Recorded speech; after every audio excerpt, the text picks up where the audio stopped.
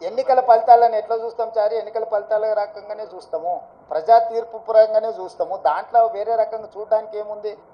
ప్రజలు తీర్పు ఇచ్చిండ్రు, ఆ తీర్పును జగన్మోహన్ రెడ్డి గారు నేను స్వాగతిస్తున్నా అన్నాడు, చంద్రబాబు నాయుడు గారు నేను స్వాగతిస్తున్నా అన్నాడు. ఇక వాళ్ళిద్దరు స్వాగతించిన తర్వాత మియా బీవీకి రాజీ హోయేతో కాశీ కా క్యా ఇస్మే?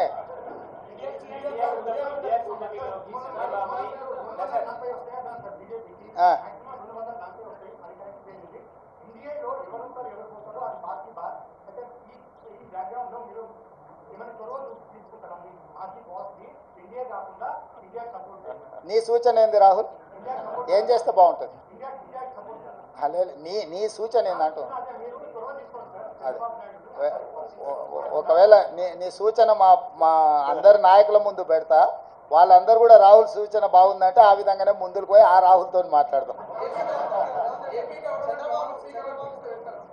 ఏ ప్రభుత్వమైనా ఏర్పడినప్పుడు ఆహ్వానించినప్పుడు పార్టీలో చర్చించి నిర్ణయం తీసుకుంటాం. వ్యక్తిగా నేను నిర్ణయాలు తీసుకోవడానికి ఉండదు, పార్టీ సూచనల మేరకే నేను వ్యవహరించాల్సి ఉంటుంది. ఇది సిద్ధాంతపరంగా రాజకీయ పరంగా పార్టీ తీసుకోవాల్సిన నిర్ణయము.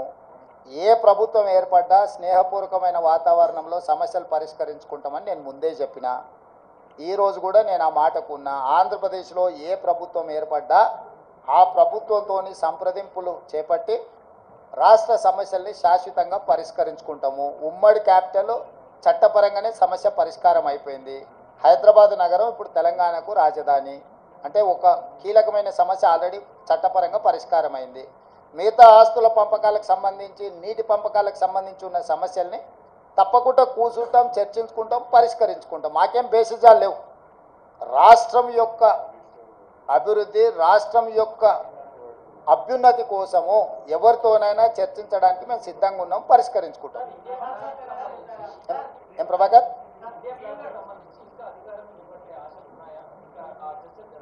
నాకు తెలియదు, నేను ఢిల్లీకి వెళ్ళలేదు. ఇండియా కూటమి ఢిల్లీలో చర్చలు చేస్తారు. మన వాళ్ళు ఎవరైనా ఉంటే అక్కడికి ప్రశ్న అడగమను.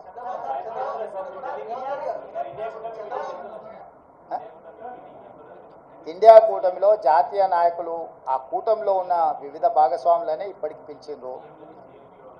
ఇంతవరకు అయితే ఆహ్వానం రాలేదు. ఏదైనా ఢిల్లీకి సూచన చేస్తే మీరు తప్పకుండా వెళ్తారు. క్యా బషీర్?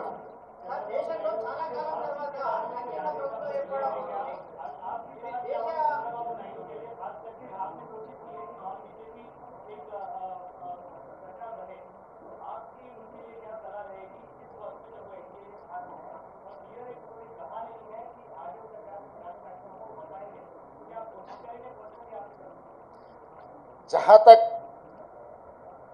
मेरा सुझाव मोदी जी को, मोदी जी का गारंटी की वारंटी खत्म हो चुकी है, इसीलिए मोदी जी तुरंत जिम्मेदारी लेकर इस्तीफा दिए तो प्रधानमंत्री कुर्सी को उनके लिए शोभा है।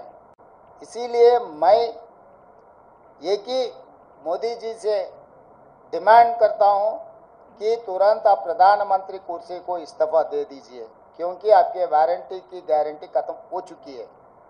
और दूसरी बात रहा ये जो अलायंस के बारे में, इंडिया अलायंस या कोई आए कोई गए, ये जिम्मेदारी मेरे नहीं है। मेरे जिम्मेदारी है तेलंगाना सरकार चलाने का, तेलंगाना कांग्रेस पार्टी को चलाने का जिम्मेदारी है। मैं गैर जिम्मेदारी के काम नहीं करता हूँ। जो जिम्मेदारी लोग हैं वो जिम्मेदारी लोग जिम्मेदारी निभाएंगे। वो यहाँ पर चर्चा नहीं होगी, दिल्ली में होगी। आपको कुछ भी अगर ऐसा ही कुछ संशय रहा तो मुझे पूछो, मैं दिल्ली में फिर पूछ लेके फिर वापस बोलूँगा। मैं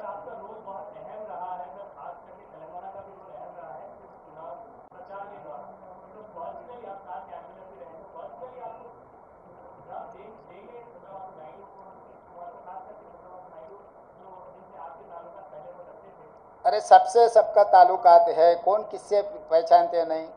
जितने सारे लोग हैं, नीतीश कुमार जी पहले कांग्रेस पार्टी के साथ भी काम किए, बहुत सारे लोग कांग्रेस पार्टी के साथ किए, सो वाले आज एनडीए के अलायंस में है, या एनडीए में जो लोग हैं अभी इंडिया अलायंस में भी है।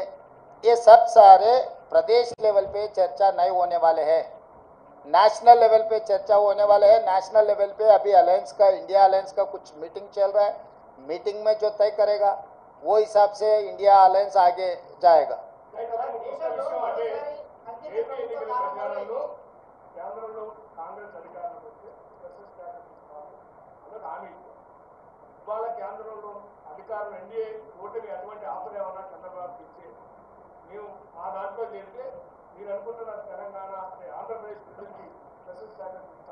నిన్న రాహుల్ గాంధీ గారి పత్రికా సమావేశం చూస్తే మీకు అందరికి స్పష్టత వచ్చి ఉండాలి. ఆంధ్రప్రదేశ్ రాష్ట్రానికి ప్రత్యేక హోదా మా మన్మోహన్ సింగ్ గారు ఇచ్చిండ్రు. మన్మోహన్ సింగ్ గారు ఇచ్చిన మాటకు పార్లమెంటులో చేసిన చట్టానికి కాంగ్రెస్ పార్టీ కట్టుబడి ఉన్నదని రాహుల్ గాంధీ గారు విస్పష్టంగా ఆంధ్రప్రదేశ్కు హామీ ఇవ్వడం జరిగింది. ఇది చట్టబద్ధతతో కూడుకున్న హామీ, ఎన్నికల హామీ కాదు. అది 2014లోనే రాష్ట్ర పునర్విభజన చట్టంలో నాటి ప్రధానమంత్రి మన్మోహన్ సింగ్ గారు ఆంధ్రప్రదేశ్కు ప్రత్యేక హోదా ఇస్తామని చెప్పడం జరిగింది. నిన్న జరిగిన రాహుల్ గాంధీ గారు మల్లికార్జున్ ఖర్గే గారు పత్రికా సమావేశంలో రాహుల్ గాంధీ గారు ఈ అంశాన్ని పునరుద్ఘాటించిండ్రు. మేము కట్టుబడి ఉన్నాము అని. ఎవరికైనా ఎలాంటి శశబిషలు అనుమానాలు అక్కర్లేదు. ఆనాడు పార్లమెంటులో చేసిన చట్టానికి కాంగ్రెస్ పార్టీ కట్టుబడి ఉంది.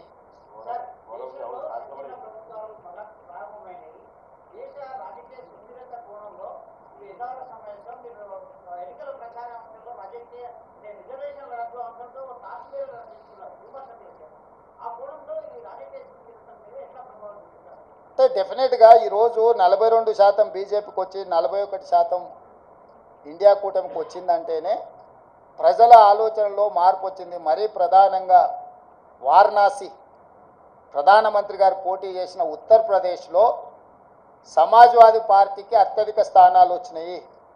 ఈరోజు సమాజ్వాదీ పార్టీ కాంగ్రెస్ పార్టీ దాదాపుగా 40 పైగా సీట్లను సాధించడం జరిగింది. 37 స్థానాలు సమాజ్వాదీ పార్టీకి వచ్చినాయి, 7 కాంగ్రెస్ పార్టీకి వచ్చినాయి. అంటే దాదాపుగా 42 స్థానాలు సమాజ్వాదీ పార్టీ కాంగ్రెస్ పార్టీ ఉత్తరప్రదేశ్లో గెలవడం జరిగింది. రెండవది ఫైజాబాద్ పార్లమెంట్ అంటే అయోధ్య రామ మందిరం ఎక్కడైతే నిర్మించిందో ఆ పార్లమెంట్లో బీజేపీ ఓటమి చెందింది. అంటే రాముడి పేరు మీద ఎన్నికల ఓట్ల యాచక వృత్తి చేపట్టడాన్ని రాముడు కూడా క్షమించలేదు. రాముడి పేరు మీద యాచక వృత్తికి పాల్పడ్డ బీజేపీని అయోధ్య మందిరం ఉన్న అయోధ్య ప్రాంతంలో ఉన్న ఫైజాబాద్ పార్లమెంట్లో బీజేపీని ఓడించడం ద్వారా భారతీయ జనతా పార్టీ నాయకులకు దేవుడు కూడా గుణపాఠం చెప్పిండు. ఈ అంశాలన్నీ కూడా మన కళ్ళ ముందే జరిగినాయి. మోడీ గ్యారంటీ మీద ప్రజలు తీర్పిచ్చిండ్రు, మోడీ గ్యారంటీని తిరస్కరించిండ్రు. రాముడి తలంబ్రాల పేరు మీద ఓట్లు కొల్లగొట్టాలని చూస్తే రామ మందిరం నిర్మించిన అయోధ్య ఉండే పార్లమెంటు నియోజకవర్గం ఫైజాబాద్లోనే బీజేపీని ఓడించడం జరిగింది, ప్రజలు తిరస్కరించడం జరిగింది. కాబట్టి దేవుడి పేరు మీద ఓట్లు పొందాలన్న దురాశ బీజేపీకి మంచిది కాదు. ఇవన్నీ కూడా ప్రజలు ఇచ్చిన తీర్పు. ఈ తీర్పును దృష్టిలో పెట్టుకొని మనం అందరం కూడా భవిష్యత్ కార్యాచరణను నిర్ణయించుకోవాలి. ఇప్పుడు ఆపరేషన్ లేకుండానే మోకాళ్లకు ప్లాస్మా ట్రీట్మెంట్. మీ ఆర్థోపెడిక్ సమస్యలన్నిటికీ రోబోటిక్ టెక్నాలజీ ద్వారా తక్కువ ఖర్చుతో శాశ్వత పరిష్కారం. ఫ్రీ కన్సల్టేషన్, ప్రతి ట్రీట్మెంట్ పై 20% డిస్కౌంట్. ఈ ఆఫర్ కొద్ది రోజులు మాత్రమే. త్వరపడండి. V9 hospitals 9281465842.